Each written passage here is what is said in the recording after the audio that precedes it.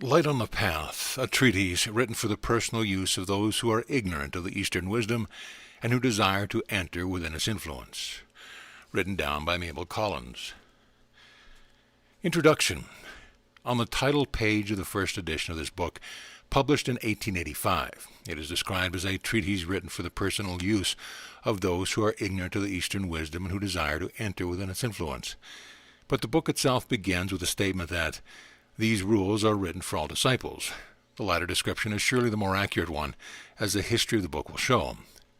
As we have said here at present, it was dictated by the Master Hilarion through the mediumship of Mabel, a lady well known in the theosophical circles, who at one time collaborated with Madame Blavatsky in the editorship of Lucifer. The Master Hilarion received it from his own teacher, the great one who among theosophical students is sometimes called the Venetian, but even he is the author only of part of it. It has passed down through 3 phases. Let us set them down in order. It is but a small book even now, but the first form in which we see it is smaller yet. It is a palm-leaf manuscript, old beyond computation, so old that even before the time of Christ men had already forgotten its date and the name of its writer, and regarded its origin as lost in the midst of prehistoric antiquity. It consists of 10 leaves, and on each leaf are written 3 lines only, for in a palm-leaf manuscript the lines run along the page and not across it as it was. Each line is complete in itself, a short aphorism. In order that these 30 lines may be clearly distinguishable, they are printed in this edition in black type. The language in which these aphorisms are written is an archaic form of Sanskrit. The Venetian master translated them from Sanskrit into Greek for the use of his Alexandrian pupils, of whom the Master Hilarion was one in his incarnation as Iamblichus. Not only did he translate the aphorisms, but he added to them certain explanations which we shall do well to take along with the original. For example, if we look at the first 3 aphorisms, we shall see that the paragraph marked 4, which follow them, is clearly intended as a commentary, so that we should read it thus. Kill out ambition, but work as those work who are ambitious. Kill out desire of life, but respect life as those who do desire it. Kill out desire of comfort, but be happy as those are who live for happiness. All these explanations and amplifications of the Venetian master are printed in ordinary type, and they, with the original aphorisms, represent the books that was first published in 1885, for the Master Hilarion translated it from Greek into English and gave it in that form. Almost immediately after it was printed, he added to it a number of most valuable notes of his own. For that first edition, these notes are printed on separate pages, the backs of which are gummed so that they might be attached at the beginning and the end of the little book which had passed through the press. These notes are given here in their appropriate places, and each is headed with the word note. The beautiful little essay on karma is also from the hand of the Venetian master, and is included in the first edition of the book. This Light on the Path was the first of 3 treatises which occupy a unique position in our theosophical literature, directions from those who have trodden the path to those who desire to tread it. I remember that the late T. Subba Rowe once told us that precepts had several layers of meaning, that they could be taken over and over and again as directions for different stages. First, for the aspirant, those who are treading the probationary path. Then they begin all over at a higher level for him who has entered upon the path, proper through the portal of the first of the great initiations. And yet again, when adeptship has been attained, it is said that once more, in some still higher sense, these same precepts may be taken as directions for one who presses onward to still higher achievements. In this way, for the man who can understand it in the whole of its mystic meaning, this manual carries us farther than any other. Next in time came The Voice of the Silence, written down for us by Madame Blavatsky herself, but consisting in reality of 3 addresses delivered by the greater teacher Aryasanga, known to us now as Master Dwal Kul, and afterwards written out from the memory by his pupil Alcyon. This book contains directions which carry us up to the level of the Arat. It is written in many ways from a point of view quite different from that of the Master Hilarion. Indeed, an examination of the similarities and the differences will be of great interest to the careful student. The third of these guidebooks to the path has only just been given to us by the same Alcyon who reported for us the sermons of Aryasanga. At the feet of the Master, he repeats for us the teachings given to him by the Master Kuthumi, teachings which were intended to prepare him for the first of the great initiations. The third book, therefore, is more limited in its scope than the others, but has the advantage of extraordinary clearness and simplicity, for the instructions which it contains were intended for the comprehension of the physical brain still very young. The archaic Sanskrit manuscript, which was the basis of Light on the Path, was also translated into Egyptian, and many of the explanations of the Venetian master have more of the ring of Egyptian than of Indian teaching. Egyptian or Indian, there is no more precious gem in our theosophical literature, no book which will better repay the most careful and detailed study. But to quote from the foreword of At the Feet of the Master, "It is not enough to say that they are true and beautiful. A man who wishes to succeed must do exactly what is said. To look at food and say that it is good will not satisfy a starving man. He must put forth his hand and eat it. So to hear the Master's word is not enough. You must do what he says, attending to every word, taking every hint. If a hint is not taken, if a word is missed, it is lost forever, for he does not speak twice." Definitely intended for the quickening of the evolution of those who are on the path, these books put forward ideals which men in the world are not usually prepared to accept. Only so far as man lives the teaching will he be able to really understand it. If he does not practice it, it will remain a sealed book to him, and he will think of it as unpractical and useless. But any honest effort to live it will at once throw light upon it. Only in that way can this priceless pearl be appreciated. C.W. Leadbeater. Light on the Path, Part 1. These rules are written for all disciples. Attend you to them. Before the eyes can see, they must be incapable of tears. Before the ear can hear, it must have lost its sensitiveness. Before the voice can speak in the presence of the masters, it must have lost the power to wound. Before the soul can stand in the presence of the masters, its feet must be washed in the blood of the heart. Kill out ambition. Note, ambition is the first curse, the great tempter of the man who is rising above his fellows. It is the simplest form of looking for reward. Men of intelligence and power are led away from their higher possibilities by it continually, yet it is a necessary teacher. Its results turn to dust and ashes in the mouth. Like death and estrangement, it shows the man at last that to work for self is to work for disappointment. But though this first rule seems so simple and easy, do not quickly pass it by. For these vices of the ordinary man pass through a subtle transformation and reappear with changed aspect in the heart of the disciple. It is easy to say, "I will not be ambitious." It is not so easy to say, "When the Master reads my heart, he will find it clean utterly." The pure artist who works for the love of his work is sometimes more firmly planted on the right road than the occultist who fancies he has removed his desire and transferred his interest to things which concern his larger span of life. The same principle applies to the other two seemingly simple rules. Linger over them, and do not let yourself be easily deceived by your own heart. For now, at the threshold, a mistake can be corrected, but carry it on with you, and it will grow and come to fruition, or else you must suffer bitterly in its destruction. 2. Kill out desire of life. 3. Kill out desire of comfort.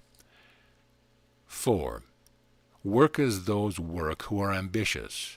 Respect life as those do who desire it, but happy as those who live for happiness. Seek in the heart the source of evil and expunge it. It lives fruitfully in the heart of the devoted disciple, as well as in the heart of the man of desire. Only the strong can kill it out.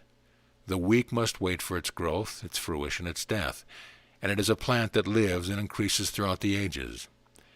It flowers when the man has accumulated unto himself innumerable existences. He who will enter upon the path of power must tear this thing out of his heart, and then the heart will bleed, and the whole life of the man seems to be utterly dissolved. This ordeal must be endured.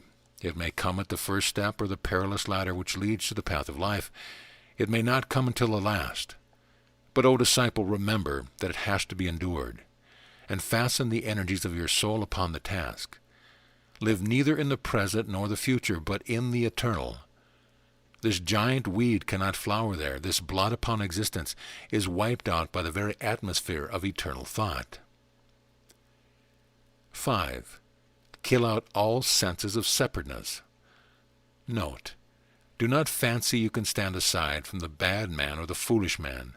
They are yourself, though in a lesser degree than your friend or your master, But if you allow the idea of separateness from any evil thing or person to grow within you, by so doing you create karma which will bind you to the thing or person till your soul recognizes that it cannot be isolated. Remember that the sin and shame of the world are your sin and shame, for you are a part of it. Your karma is inextricably interwoven with the great karma, and before you can attain knowledge you must have passed through all places, foul and clean alike. Therefore remember that the soiled garment you shrink from touching may have been yours yesterday, may be yours tomorrow, and if you turn with horror from it, when it is flung upon your shoulders, it will cling the more closely to you. The self-righteous man makes for himself a bed of mire. Abstain, because it is right to abstain, not that yourself shall be kept clean. 6. Kill out desire for sensation. 7. Kill out the hunger for growth. 8. Yet stand alone and isolated, because nothing that is embodied, nothing that is conscious of separation, nothing that is out of the eternal can aid you. Learn from sensation and observe it, because only so can you commence the science of self-knowledge and plant your foot on the first step of the ladder. Grow as the flower grows, unconsciously, but eagerly anxious to open its soul to the air. So must you press forward to open your soul to the eternal. But it must be the eternal that draws forth your strength and beauty, not desire of growth. For in the one case you develop in the luxuriance of purity, in the other you harden by the forcible passion for personal stature. 9. Desire only that which is within you. 10. Desire only that which is beyond you. 11. Desire only that which is unattainable. 12. For within you is the light of the world, the only light that can be shed upon the path. If you are unable to perceive it within yourself, it is useless to look for it elsewhere. It is beyond you, because when you reach it you have lost yourself. It is unattainable, because it forever recedes. You will enter the light, but you will never touch the flame. 13. Desire power ardently. 14. Desire peace fervently. 15. Desire possessions above all. 16. But those possessions must belong to the pure soul only, and be possessed therefore by all pure souls equally, and thus be the especial property of the whole only when united. Hunger for such possessions as can be held by the pure soul, that you may accumulate wealth for you, that the united spirit of life which is your only true self. The peace you shall desire is that sacred peace which nothing can disturb, in which the soul grows as does the holy flower upon the still lagoons, and that power which the disciple shall covet is that which shall make him appear as nothing in the eyes of men. 17. Seek out the way. Note: these 4 words seem perhaps too slight to stand alone. The disciple may say, "Should I study these thoughts at all? Did I not seek out the way?" Yet do not pass on hastily. Pause and consider a while. Is it the way you desire? Or is it there is a dim perspective in your vision and great heights to be scaled by yourself, of a great future for you to compass? Be warned. The way is to be sought for its own sake, not with regard to your feet that shall tread it. There is a correspondence between this rule and the 17th of the 2nd series, when after ages of struggle and many victories the final battle is won, the final secret demanded, then you are prepared for a further path. When the final secret of this great lesson is told, in it is opened the mystery of the new way, a path which leads out of all human experience, and which is utterly beyond human perception or imagination. At each of these points it is needful to pause long and consider well. At each of these points it is necessary to be sure that the way is chosen for its own sake. The way and the truth come first, then follows the life. 18. Seek the way by retreating within. 19. Seek the way by advancing boldly without. 20. Seek it not by any one road. To each temperament there is one road which seems the most desirable, but the way is not found by devotion alone, by religious contemplation alone, by ardent progress, by self-sacrificing labor, by studious observation of life. None alone can take the disciple more than one step onward. All steps are necessary to make up the ladder. The vices of man become steps in the ladder one by one as they are surmounted. The virtues of man are steps indeed, necessary, not by any means to be dispensed with. Yet, though they create a fair atmosphere and a happy future, they are useless if they stand alone. The whole nature of man must be used wisely by the one who desires to enter the way. Each man is to himself absolutely the way, the truth, and the life. But he is only so when he grasps his whole individuality firmly, and by the force of his awakened spiritual will, recognize the individuality as not himself, but that thing which he has with pain created for his own use, and by means of which he purposes, as his growth slowly develops his intelligence, to reach to the life beyond individuality. When he knows that for his own wonderful complex separated life exists, then indeed, and then only, he is upon the way. Seek it by plunging into the mysteries and glorious depth of your own innermost being. Seek it by testing all experience, by utilizing the senses in order to understand the growth and meaning of individuality, and the beauty and obscurity of those other divine fragments which are struggling side by side with you and form the race to which you belong. Seek it by study of the laws of being, the laws of nature, the laws of the supernatural, and seek it by making the profound obeisance of the soul to the dim star that burns within. Steadily, as you watch and worship, its light will grow stronger. Then you may know you have found the beginning of the way. And when you have found the end, its light will suddenly become the infinite light. Note: seek it by testing all experience, and remember that when I say this, I do not say, yield to the seductions of senses in order to know it. Before you have become an occultist, you may do this, but not afterwards. When you have chosen and entered the path, you cannot yield to these seductions without shame. Yet you can experience them without horror, can weigh, observe, and test them, and wait with the patience of confidence for the hour when they shall affect you no longer. But do not condemn the man that yields. Stretch out your hand to him as a brother pilgrim, whose feet have become heavy with mire. Remember, O disciple, that great though the gulf may be between the good man and the sinner, it is greater between the good man and the man who has attained knowledge. It is immeasurably between the good man and the one on the threshold of divinity. Therefore, be wary lest too soon you fancy yourself a thing apart from the mass. When you have found the beginning of the way, the star of your soul will show its light, and by that light you will perceive how great is the darkness in which it burns. Mind, heart, brain are all obscure and dark until the first great battle has been won. Be not appalled and terrified by the sight. Keep your eyes fixed on the helplessness of those who have seen no light, whose souls are in profound gloom. Blame them not, shrink not from them, but try to lift a little of the heavy karma of the world. Give your aid to the few strong hands that hold back the powers of darkness from obtaining complete victory. Then do you enter into the partnership of joy, which brings indeed terrible toil and profound sadness, but also a great and ever-increasing delight. 21. Look for the flower to bloom in the silence that follows the storm, not till then. It shall grow, it will shoot up. It will make branches and leaves and form buds, while the storm continues, while the battle lasts. But not till the whole personality of the man is dissolved and melted, not until it is held by the divine fragment which has created it, as a mere subject for grave experiment and experience, not until the whole nature is yielded and becomes subject unto its higher self, can the bloom open. Then will come a calm such as comes in a tropical country after the heavy rain, when nature works so swiftly that one may see her action. Such a calm will come to the harassed spirit, and in the deep silence the mysterious event will occur which will prove that the way has been found. Call it by what name you will, it is a voice that speaks where there is none to speak. It is a messenger that comes, a messenger without form or substance.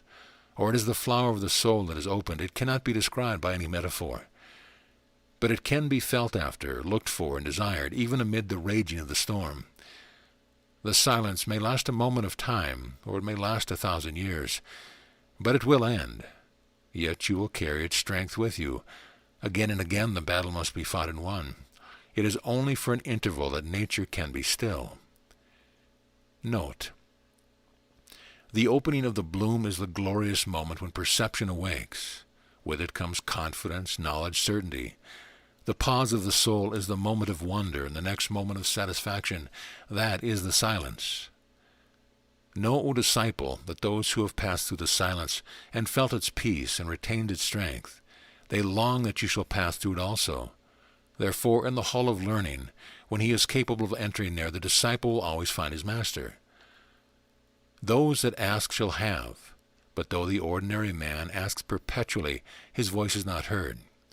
For he asks with his mind only, and the voice of the mind is only heard on that plane on which the mind acts. Therefore, not until the first 21 rules are passed do I say that those that ask shall have. To read in the occult sense is to read with the eyes of the Spirit. To ask is to feel the hunger within, the yearning of spiritual aspiration. To be able to read means having obtained the power and a small degree of satisfying that hunger. When the disciple is ready to learn, then he is accepted, acknowledged, and recognized. It must be so, for he has lit his lamp, and it cannot be hidden. But to learn is impossible until the first great battle has been won. The mind may recognize truth, but the spirit cannot receive it. Once having passed through the storm and attained the peace, it is then always possible to learn. Even though the disciple waver, hesitates, and turn aside, the voice of the silence remains within him, and though he leaves the path utterly, yet one day it will resound, and rend him asunder and separate his passions from his divine possibilities. Then, with pain and desperate cries from the deserted lower self, he will return. Therefore I say, peace be with you. My peace I give unto you, can only be said by the Master to the beloved disciple, who are as himself. There are some even among those who are ignorant of the Eastern wisdom, to whom this can be said, and to whom it can daily be said with more completeness.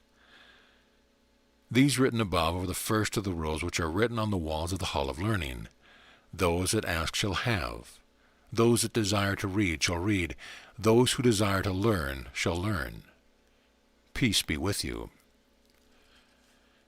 Light on the Path, Part 2. Out of the silence that is peace a resonant voice shall arise, and this voice will say, It is not well, thou hast reaped, now thou must sow. And knowing this voice to be the silence itself, thou wilt obey. Thou who art now a disciple, able to stand, able to hear, able to see, able to speak, who has conquered desire and attained to self-knowledge, who has seen thy soul in its bloom and recognized it, and heard the voice of the silence, go thou to the hall of learning and read what is written there for thee. Note, to be able to stand is to have confidence. To be able to hear is to have opened the doors of the soul. To be able to see is to have attained perception. To be able to speak is to have attained the power of helping others. To have conquered desire is to have learned how to use and control the self. To have attained self-knowledge is to have retreated to the inner fortress, whence the personal man can be viewed with impartiality. To have seen thy soul in its bloom is to have obtained a momentary glimpse in thyself of the transfiguration which shall eventually make thee more than man. To recognize is to achieve the great task of gazing upon the blazing light without dropping the eyes, and not falling back in terror, as though before some ghastly phantom. This happens to some, and so when the victory is all but won it is lost. To hear the voice of silence is to understand that from within comes the only true guidance. To go to the hall of learning is to enter the state in which learning becomes possible. Then will many words be written there for thee, and written fiery letters for thee easily to read. For when the disciple is ready, the master is ready also. 1. Stand aside in the coming battle, and though thou fightest, be not thou the warrior. 2. Look for the warrior, and let him fight in thee. 3. Take his orders for battle, and obey them. 4. Obey him not as though he were a general, but as though he were thyself, and his spoken words were the utterance of thy secret desire. For he is thyself, yet infinitely wiser and stronger than thyself. Look for him, else in the fever and hurry of the fight thou mayest pass him, and he will not know thee unless thou knowest him. If thy cry reach his listening ear, then will he fight in thee, and fill the dull void within. And if this is so, then canst thou go through the fight cool and unwearied, standing aside and letting him battle for thee. Then it will be impossible for thee to strike one blow amiss. But if thou look not for him, if thou pass him by, then there is no safeguard for thee. Thy brain will reel, thy heart grow uncertain, and in the dust of the battlefield thy sight and sense will fail, and thou wilt not know thy friends from thy enemies. He is thyself, yet thou art but finite and liable to error. He is eternal and is sure. He is eternal truth. When once he has entered thee and become thy warrior, he will never utterly desert thee, and at the day of the great peace he will become one with thee. 5. Listen to the song of life. Note: look for it and listen to it first in your own heart. At first you may say, "It is not there. When I search, I find only discord." Well, look deeper. If again you are disappointed, pause and look deeper again. There is a natural melody, an obscure fount in every human heart. It may be hidden over and utterly concealed in silence, but it is there. At the very base of your nature you will find faith, hope, and love. He that chooses evil refuses to look within himself, shuts his ears to the melody of his heart, as he blinds his eyes to the light of the soul. He does this because he can find it easier to live in desire. But underneath all life is a strong current that cannot be checked. The great waters are there in reality. Find them, and you will perceive that none, not the most wretched of creatures, but is a part of it, however he blinds himself to the fact, and build up for himself a phantasmal outer form of horror. In that sense it is that I say to you, all those beings among whom you struggle on are fragments of the divine, and so deceptive is the illusion in which you live, that it is hard to guess where you will first detect the sweet voice in the hearts of others. But know that it is certainly within yourself. Look for it there, and once having heard it, you will more readily recognize it around you. 6. Store in your memory the melody you hear. 7. Learn from it the lesson of harmony. 8. You can stand upright now, firm as a rock amid the turmoil, obeying the warrior who is thyself and thy king, unconcerned in the battle save to do his bidding, having no longer any cares as to the result of the battle. For one thing only is important, that the warrior shall win, and you know he is incapable of defeat, standing thus, cool and awakened, using the hearing you have acquired by pain and by the destruction of pain. Only fragments of the great song come to your ears while yet you are but a man. But if you listen to it, remember it faithfully, so that none which has reached you is lost, and endeavor to learn from it the meaning of the mystery which surrounds you. In time you will need no teacher, for as the individual has voice, so has it in which the individual exists. Life itself has speech and is never silent, and its utterance is not, as you that are deaf may suppose, a cry. It is a song. Learn from it that you are part of the harmony. Learn from it to obey the laws of harmony. 9. Regard earnestly all the life that surrounds you. 10. Learn to look intelligently into the hearts of men. Note: from an absolutely impersonal point of view, otherwise your sight is colored. Therefore, impersonality must first be understood. Intelligence is impartial. No man is your enemy. No man is your friend. All alike are your teachers. Your enemy becomes a mystery that must be solved, even though it takes ages, for man must be understood. Your friend becomes a part of yourself, an extension of yourself, a riddle hard to read. Only one thing is more difficult to know: your own heart. Not until the bonds of personality be loosened can that profound mystery of self begin to be seen. Not till you stand aside from it will it in any way reveal itself to your understanding. Then, and not till then, can you grasp and guide it. Then, and not till then, can you use all its powers and devote them to a worthy service. 11. Regard most earnestly your own heart. 12. For through your own heart comes the one light which can illuminate life and make it clear to your eyes. Study the hearts of men, that you may know what it is, the world in which you live, and of which you will be a part. Regard the constantly changing and moving life which surrounds you, for it is formed by the hearts of men. And as you learn to understand their constitution and meaning, you will by degrees be able to read the larger word of life. 13. Speech comes only with knowledge. Attain to knowledge, and you will attain to speech. Note, it is impossible to help others till you have obtained some certainty of your own. When you have learned the first 21 rules and have entered the hall of learning, within your powers developed and senses unchained, then you will find there is a fount within you from which speech will arise. After the 30th rule I can add no words to what is already written. My peace I give unto you. These notes are written only for those to whom I give my peace, those who can read what I have written with the inner as well as the outer sense. 14. Having obtained the use of the inner senses, having conquered the desire of the outer senses, having conquered the desires of the individual soul, and having obtained knowledge, prepare now, O disciple, to enter upon the way in reality. The path is found. Make yourself ready to tread it. 15. Inquire of the earth, the air, and the water of the secrets they hold for you. The development of your inner senses will enable you to do this. 16. Inquire of the holy ones of the earth of the secrets they hold for you. The conquering of the desires of the outer senses will give you the right to do this. 17. Inquire of the inmost, the one of its final secret, which it holds for you through the ages. The great and difficult victory, the conquering of the desires of the individual soul, is a work of ages. Therefore expect not to obtain its reward until ages of experience have been accumulated. When the time of learning this 17th rule is reached, man is on the threshold of becoming more than man. 18.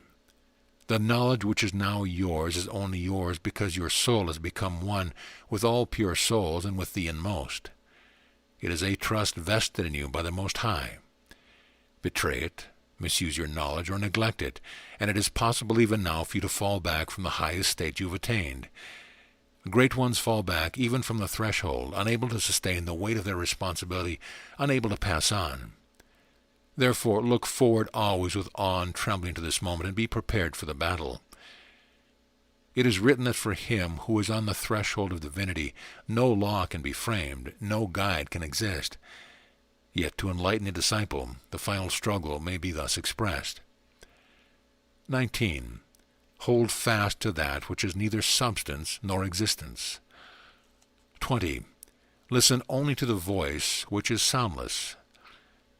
21. Look only on that which is invisible alike to the inner and outer sense. Peace be with you. Karma.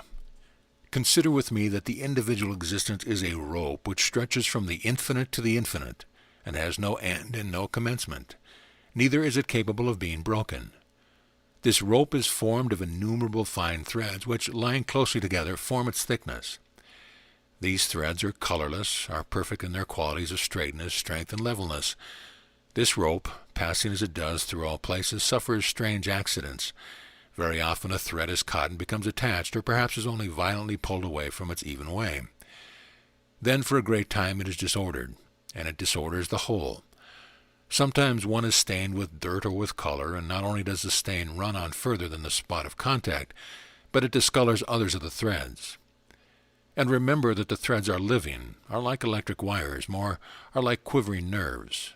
How far, then, must the stain that drag awry be communicated? But eventually the long strands, the living threads which in their unbroken continuity form the individual, pass out of the shadow into the shine. Then the threads are no longer colorless, but golden. Once more they lie together level. Once more harmony is established between them, and from the harmony within the greater harmony is perceived. This illustration presents but a small portion, a single side of the truth. It is less than a fragment, yet dwell on it. By its aid you may be led to perceive more. What is necessary first to understand is, not that the future is arbitrarily formed by any separate act of the present, but that the whole of the future is in unbroken continuity with the present, as the present is with the past. On one plane, from one point of view, the illustration of the rope is correct. It is said that a little attention to occultism produces great karmic result.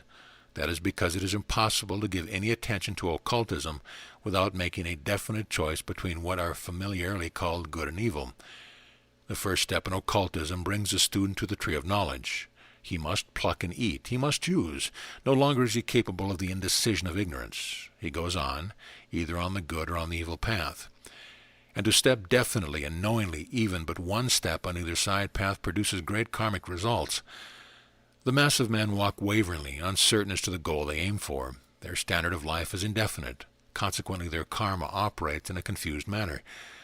But when once the threshold of knowledge is reached, the confusion begins to lessen, and consequently the karmic result increases enormously, because all are acting in the same direction on all the different planes, for the occultist cannot be half-hearted, nor can he return when he has passed the threshold. These things are as impossible as a man should become the child again. The individuality has approached the state of responsibility by reason of growth. It cannot recede from it. He who would escape from the bondage of karma must raise his individuality out of the shadow into the shine, must so elevate his existence that these threads do not come in contact with soiling substance, do not become so attached as to be pulled away. He simply lifts himself out of the region in which karma operates. He does not leave the existence which he is experiencing because of that. The ground may be rough and dirty, or full of rich flowers whose pollen stains and a sweet substance that cling and become attachments, but overhead there is always the free sky. He who desires to be karma-less must look to the air for home, and after that to the ether.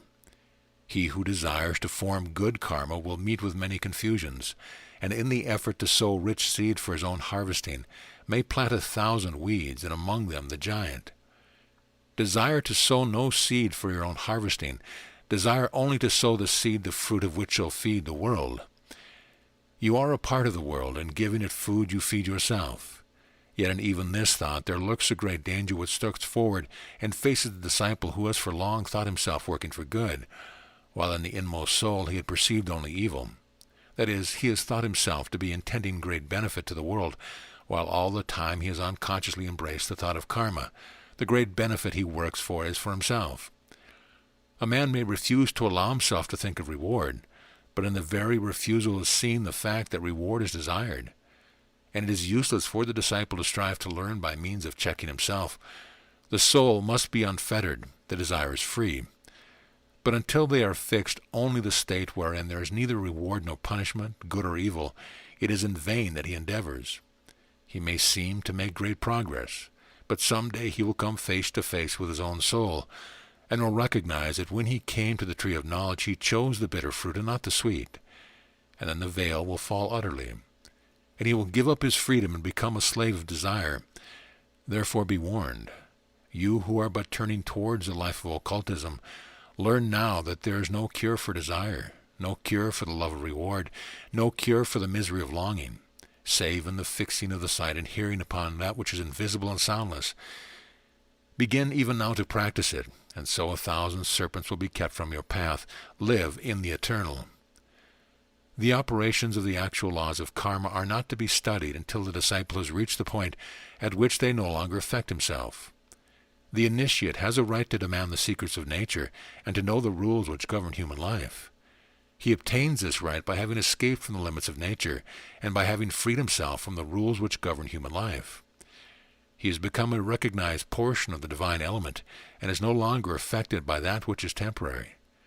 He then obtains the knowledge of the laws which govern temporary conditions. Therefore, you who desire to understand the laws of karma, attempt first to free yourself from these laws, and this can only be done by fixing your attention on that which is unaffected by these laws. So ends Light on the Path.